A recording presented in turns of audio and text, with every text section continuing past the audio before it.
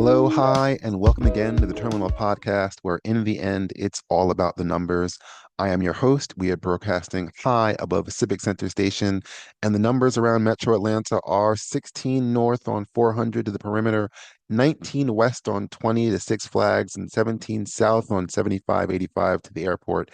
If you're just flying in, the Mets start the longest road trip of the season in the nation's capital starting tomorrow or today, depending on when you're listening. This is a show about baseball when in season. Without further ado, we'll start on the mound just like every baseball game does, recapping the latest New York Mets starting cycle.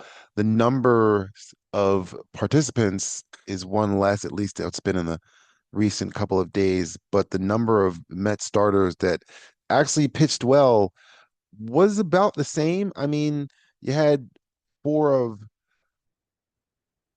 the five actually got into the fifth inning. The one who wasn't is the one that everyone would have expected, which was David Peterson, who was coming in the middle of that Atlanta series, and it was the expectation that he would throw together another quality start as he had been, but instead, the best start of the last six games goes to the rookie, um, Nolan McLean. He showed up. He's been clamored for by Mets fans on comment boards and call-in talk shows and any place that's basically had enough Met fans to be able to tell you how they should have gone to this guy and done this and that and everything. And this is the worst, blah, blah, blah, blah, blah. McLean came up. He's got all his rookie status, so the Mets will be able to keep him for an extra year. It's what's done across baseball. It's been done across baseball for years and years, except, without Kurt Flood and the whole free agent and breaking that whole thing. It's me going off on a tangent. It's got nothing to do with McLean using all of his off speed for the first time through the lineup. He threw what felt like 90% sliders and curves and a cutter that was 92, 93, but it was the television announcer said how this was the highest seeming curve numbers, whatever. You can talk to me about analytics on a curveball that he was able to throw it for a strike early on and then ended up walking four because he wasn't able to get the backdoor slider on the outside corner for a strike against left-handed hitters. And that he got a generous call in the top of the third against Randy Arozarena to get his first out. That was in the third. But Cal Raleigh's single would load the bases. And this is going to be the play that is going to be on the highlight reels going forward for him. It's now the staple. It's he throws a good pitch, gets a ground ball that's right back at him, and it's make believe because even as a kid, nobody would come up with that situation. Maybe as a kid. I mean, I came up with a lot of things as a child when I was playing in my living room by myself because that's all we had. So I don't think I ever would have gone, all right, I'm going to load up the bases just so I can get a ground ball. It's going to come right back at me. I'm going to turn around and catch it behind my back so that when I get the ball, I'm facing second base already. And then I'm just going to lob it straight to the second baseman. Perfect. He's going to step on the second base bag, throw it to first base. I'm going to get out of that inning. That the amount of just insanity that you'd have to be saying there to get all that. You know, the amount of sanity that Steve Gelbs, the SNY WPIX sideline reporter, when he talks to his dad, his insanity was, oh yeah, he does that all the time.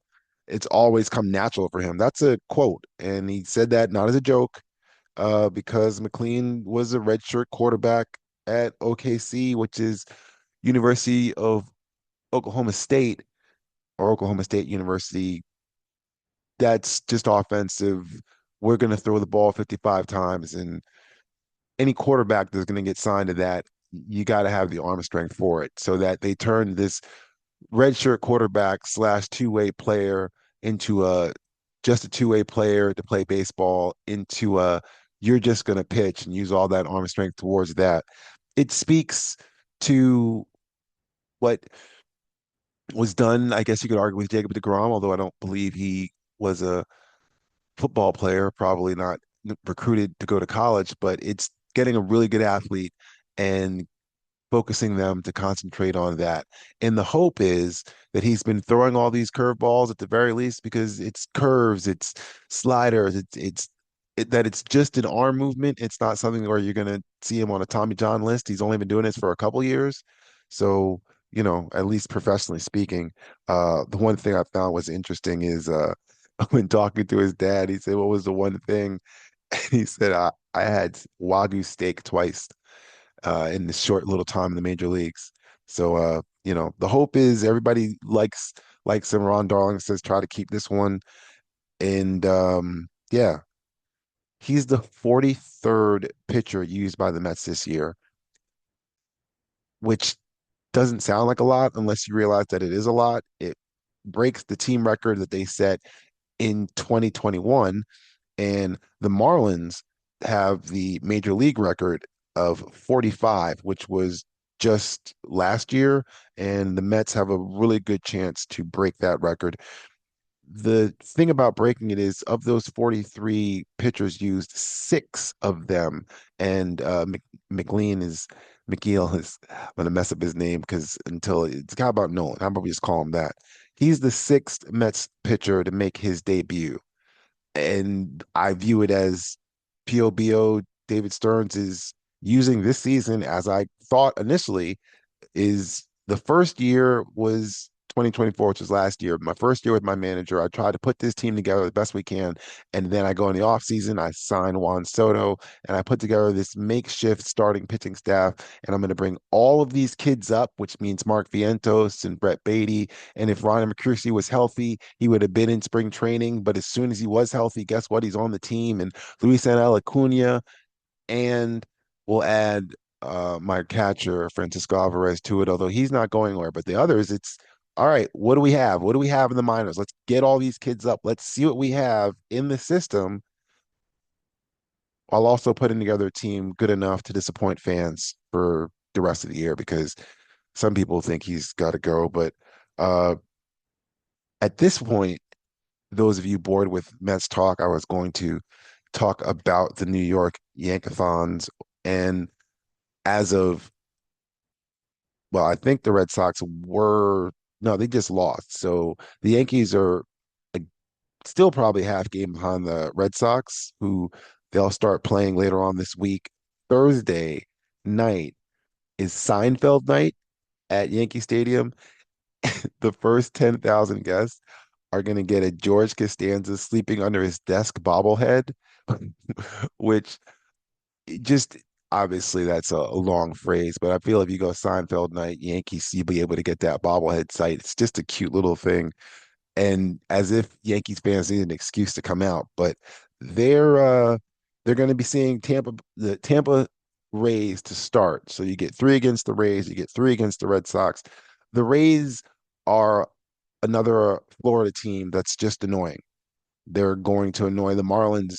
We're playing, I think St. Louis, and they're just going to be annoying. They're just going to not necessarily be in the playoffs. The Marlins aren't going to be in the playoffs. The Rays are on the outside looking in. They're one of those teams that they could make a run. They could just be a team still trying to play for something and not give you an easy game down the stretch. Not that anybody else does, but it's an interesting year. I was gonna ask about what was the biggest surprise, but it is it is something that Yankees athletic the Athletics Yankee beat writer Brendan Cootie posted about the biggest concerns for the team that he's covering. And I talked with uh Dr. Farthing about Giancarlo Stanton and how basically if Judge can't play the field, both him, Aaron Judge, and Stanton can't be in the lineup at the same time. But is the recent pitching performance of Max Fried, who was an all-star and deservedly so, 10 wins before that point, but since 2-2 with a 7 ERA over his last five starts.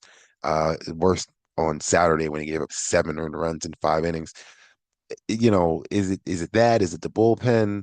Is it an overall thing? It's going to make, regardless, a really good last 6 weeks. Everybody's got roughly 38 games left. Uh, the expectations for this stretch run, for all the complaints about baseball and everything like that, there's 6 teams in the AL that are 10 games over 500 right now. Houston, Detroit, and Toronto. Of the three of the six, those are the three, I guess. Are those medium size? Are they small market? What do we want to call those teams? San Diego and Milwaukee are both 10 games over. That's two of the five in the NL that are 10 games clear, like Philly and the Dodgers and the Padres. As I said, it's one of them. Yeah, I don't know if those are small market, if that still counts in the whole argument and everything like that. Can't it just be that you needed to be competent at your organization? That's how you won games, whether your owner was putting money in or not. But that's not something we could think about. And I don't know how Toronto counts market size, seeing how they're the 51st state or either way. 6 weeks, roughly 38. I know the Mets have 38.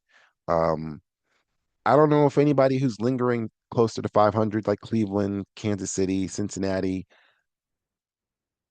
Cincinnati's different. They're about 3, 4 over. They're out in San Diego as we speak right now. And yeah, whether they're going to be able to put a run against my credit team, just because, you know, I don't know. I don't know if the Mets, I think the Mets have enough, but I also am always going to think highly of them.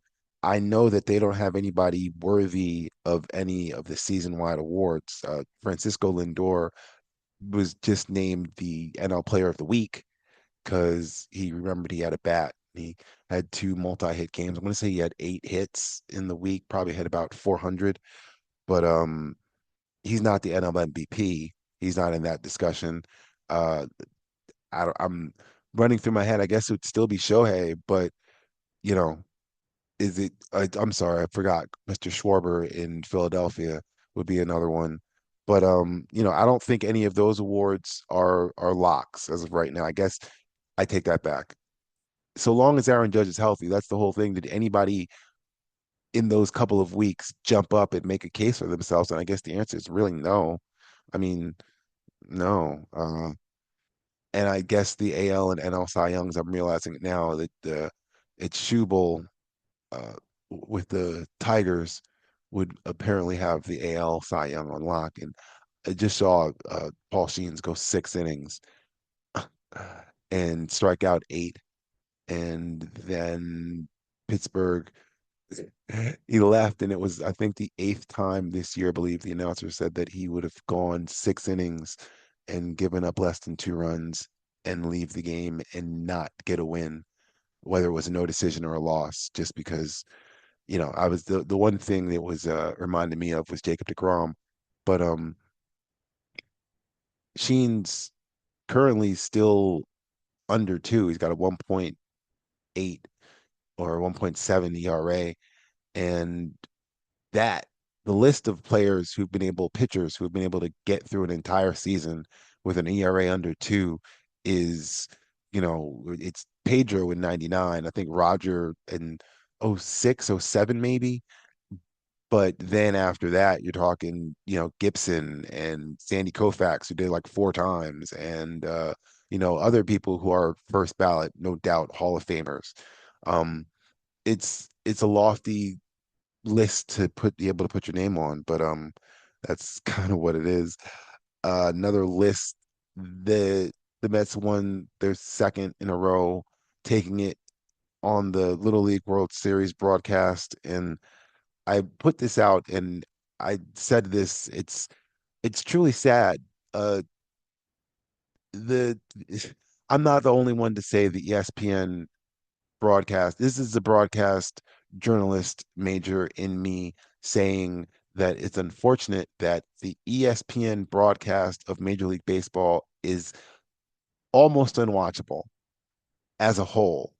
Um, I I understand that they have abandoned the Baseball Tonight setup, which is what was the start of this whole thing that was ESPN, to be deemed as a national entity worthy of your attention, not just to put on to watch karate or to watch what was it in the mornings. I can't remember. It was a guy and there was like four chicks and they were working out on the beach and that was on ESPN every morning. You got the 2 a.m., the 11 p.m., 2 a.m., which was, Rich Eisen and Stuart Scott for a while, and then it became Carl Ravitch. And man, I'm blanking on because he was like the first host of late night before they decided it wasn't gonna be him. But either way, that was ESPN. That was what was going on. They had workout things like that because they didn't have things to watch all the time, but they did have baseball. Yeah. They had baseball and they got the Sunday night baseball game. And for a long time, everybody was perfectly happy with John Miller and Joe Morgan on the call. And then you had baseball tonight, and you got Peter Gammons, and that's when you were talked when the whole league was kind of discussed and everything like that. Not during the broadcast. The game was called during the broadcast, but that's not the way it is anymore. And all of the different touches, the different things. I mean, the on-field interviews during the middle of the game are it's at times it's good, at times it's bad, but it's not something that is available in any other team sport. And I guess the ability to take advantage of it is one thing, but it was it's cringeworthy at times, because you're basically asking an athlete in the middle of what they're trying to do and concentrate on to also be this other person. But it's things like that because ESPN feels that the viewers don't want to watch the game. And it's I'm too much of a baseball fan to not just it's almost feel insulted. It's like, well, for those of us who just want to watch the game, we're not getting what we want because you're trying to cater to people who don't want to watch the game. I don't know what to say because it would seem as if what when talked with Commissioner Rob Manfred during said broadcast, Manfred said, quote, I think our postseason format would be even more appealing for entities like ESPN because you'd be playing out of the East, out of the West, and at 10 o'clock, where we sometimes get Boston, Anaheim would be two West Coast teams. This is in response to consideration of expansion and two more teams adding it to make it 32 to make it the number if you're going to add as many teams as you're going to add, they should have been to 32 a long time ago. But the point is, quote, that 10 o'clock slot, that's a problem for us sometimes because it's a real opportunity for our West Coast audience. Living on the East Coast, the majority of my life and such like that, it's insulting for the little times that I did live in other time zones that the East Coast bias and that everything must start and times must be catered to that. It's apparent for national entities like baseball, which you know we have night games. So a 7 p.m. start out there is a 10 p.m. start in the East, and that doesn't get the same audience because you don't have a national audience. So therefore, that's why you end up with 8 p.m. start times. But if you're living in Portland, Oregon, or if you're in San Francisco, that's a 5 o'clock. I mean, it throws things off that you're not asked to do over in the East, but you would if you added two more teams in Nashville which is the one city around that seems to be where everybody wants to put the next team, I guess. There's other places like Montreal.